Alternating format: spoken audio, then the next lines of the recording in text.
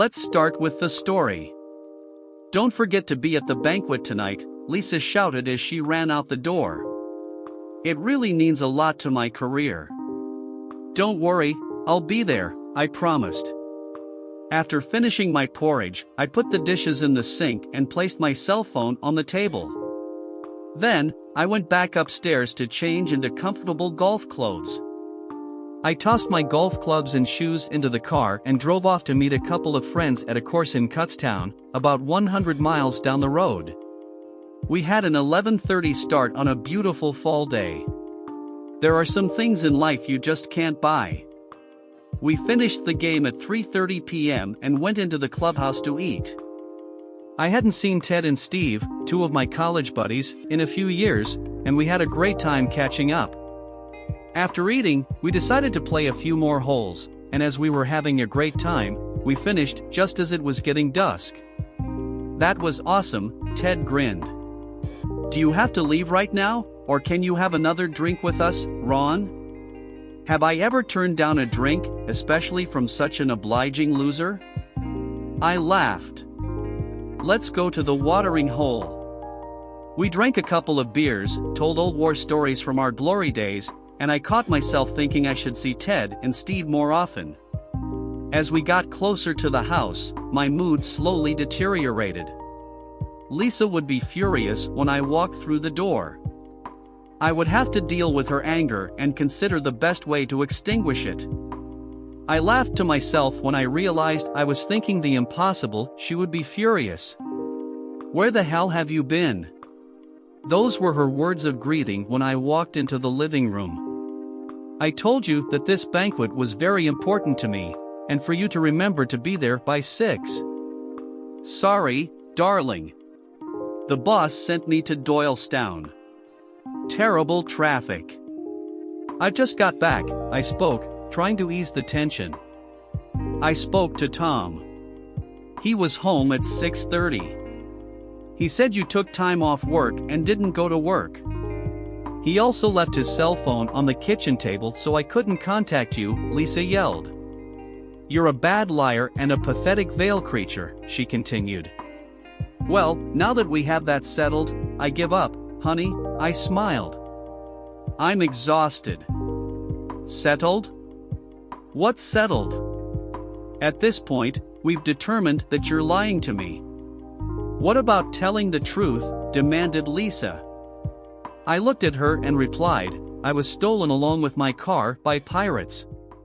They took me to an old warehouse to hold me for ransom, but some aliens dragged me onto their ship and stuck their probes into my teeth, eyes, and genitals. When they left the room, I was lucky enough to untie the knots in the rope they had tied me with. Then, I had to figure out how to steer their ship. I accidentally flew into Scranton. Back, I had to hitchhike with a trucker to get my car. But don't worry, I'm feeling pretty good, just a little tired." Lisa looked at me like I was crazy, too pissed off to put words together into a meaningful sentence for a few seconds. "Ron, what are you talking about? Stop bullshitting and tell me why you missed the banquet. You know it was important to me. I got a good promotion, and you were supposed to be there with me." "It was extremely embarrassing that you weren't there," Lisa wheezed through gritted teeth. "I was playing golf with Ted and Steve, a couple of my old college buddies," I admitted. "They beat me at first, but I beat them by 30 feet on the 7th hole. I've been kicking their asses ever since. This new putter is a work of art. I swear I've hit a few shots at 300 yards. "Golf?" Lisa repeated incredulously. "You knew this dinner was very important to me, and you played golf? You planned it days in advance, didn't you? So why did you tell me you were going to be at my event if you weren't going to be there?" "I didn't want to hurt you, so I lied a little. I was hoping you wouldn't find out," I confessed. "Wouldn't find out? You didn't want to hurt me? Are you out of your mind, Ron?" Lisa asked. "How could I not notice the damn empty chair, you idiot? How did you not mean to offend me by not attending such an important event for me? In retrospect, I realized you had to guess, I admitted. But at the time, it seemed exciting and somehow different. It just happened. I never meant to hurt you. It's just golf, nothing personal. Are you drunk or something? Did you and your old buddy smoke a joint? Lisa asked. You sound like you're out of your mind. I'm too tired to discuss your selfish, nasty behavior tonight. You can sleep in one of the old nursery rooms. I don't want you to touch me or even talk to me for a while. No problem, honey. I'll be quiet as a mouse, I promised. Lisa stared at me like I was some kind of insect she'd never seen before. I smiled and headed for Brian's room. Lisa and I had been married for 24 years. Both of our children were in college, and we were adjusting to the empty nest. I climbed into Brian's bed and fell fast asleep, repeating my best beats in my sleep. The next morning, I was dressed for work, reading the paper and eating cereal when Lisa walked into the kitchen. Don't think I'm done with you, Ron, she warned. I don't know how or if you'll ever be able to make up to me for yesterday. I think you need to think about that yourself. I'll be working late tonight, so start your penance by cooking yourself dinner. No problem, sweetie. I can take care of myself, I replied. Have a good time at work. Have a good day. Be happy. Don't worry about me. Don't take any wooden nickels or whatever it was. I offered a steady expression. She looked at me like I had two heads, then turned and walked off to work. I picked up the phone and dialed my work number. I told them I wasn't feeling well and wouldn't be coming in today. I spent the morning shopping and finally saw something I wanted at Best Buy. I ordered the biggest flat-screen TV on the planet. I had it delivered the same day, and everything was set up and working perfectly in time for the evening news. The TV worked so well that I found myself trying to look into the anchor woman's cleavage. It felt like she was in the room with me. The TV took up an entire wall in the living room, making the closet door inaccessible, but it was worth it. I called a few guys from work and invited them over to watch the first game of the World Series. We ordered some pizza and ribs from a nearby place. When Lisa walked into the room, we were watching the third pitch. To say she looked surprised would be a huge understatement. She was actually at a loss for words. Harry, our accounting guy, saw her, jumped up, grabbed her hand, and shook it. Congratulations on the promotion. That TV is really cool. Old Ron's a lucky guy to have a wife like you, he raved. Thank you very much, Lisa hesitated. I'm really tired, so I'm going to leave you guys to watch the game and go to bed. What was that? She really took it well, I wondered, anticipating how angry she might be in the morning. The next day, I was dressed for work, reading the morning paper when Lisa walked into the kitchen. You're going to get that damn monster out of here and back to the store before I get home from work tonight. Can you hear me, Ron? Lisa shouted. I can hear you, honey. No need to raise your voice, I grinned. I'm not deaf. The door slammed so hard I thought the glass in the windows would shatter. She was hard to understand at times. I was watching Cheers when Lisa walked into the living room that night. I thought I told you to turn that thing off today, she began. You said you heard me and that I didn't need to raise my voice. Now I come home, and the thing is still here, she shouted. What part didn't you understand, you idiot? I've never understood why Norm is on this show, I replied. He's not very funny. Foam and saliva flew out of Lisa's mouth as she tried to formulate a coherent sentence. Her face turned crimson. Ron, listen to me. I wanted you to return the TV, but you didn't. I didn't buy this thing to return it, honey. I like it, and I'm going to keep it, I said. I understood the words you spoke this morning. The problem you're facing right now is that I didn't follow your orders, not that I didn't understand your words, I added. It never occurred to Lisa that I would refuse to follow her direct order. This was new territory, and she was caught completely off guard. What's happened to you lately, Ron? You miss an important event by making excuses, and then you order a huge and I'm sure very expensive television without discussing it with me. Are you feeling okay? She asked a little anxiously. I'm feeling fine, darling. Thank you for asking. I knew that if I had asked about the TV, you would have said it was a bad idea to save myself the heartache and not start an argument. I just ordered it. It's a lot easier, and it doesn't hurt anyone, I added. Nobody, Ron? It hurts like hell, Lisa growled. This is really upsetting me. This thing is too big for the room. I can't even get a vacuum cleaner. You spent a lot of money on something that really doesn't fit our house and didn't consult me. How could you think it wouldn't hurt anyone when you say that?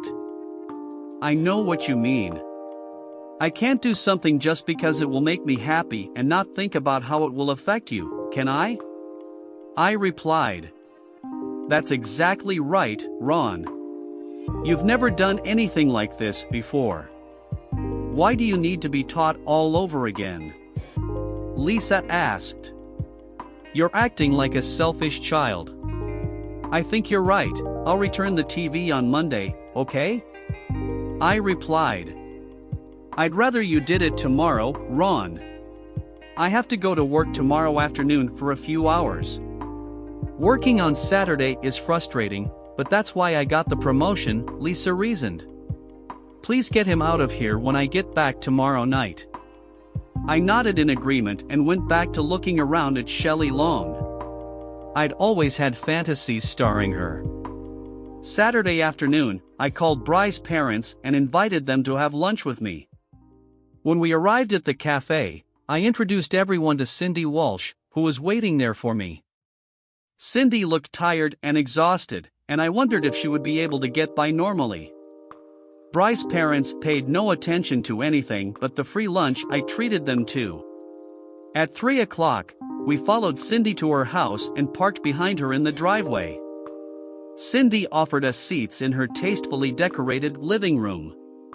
We sat there with Bry's parents, then Cindy walked over to the security system remote and pressed a few buttons.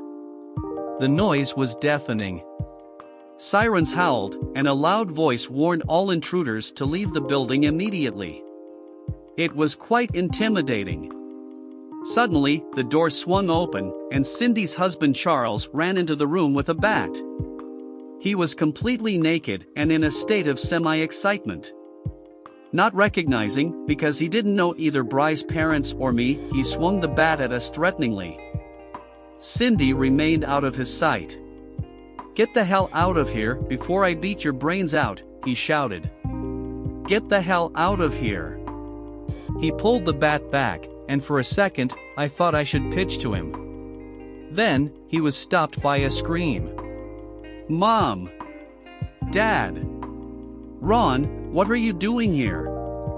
Bry's parents looked away from the naked baseball player and saw Lisa standing in the doorway, pressing a sheet against his obviously naked body.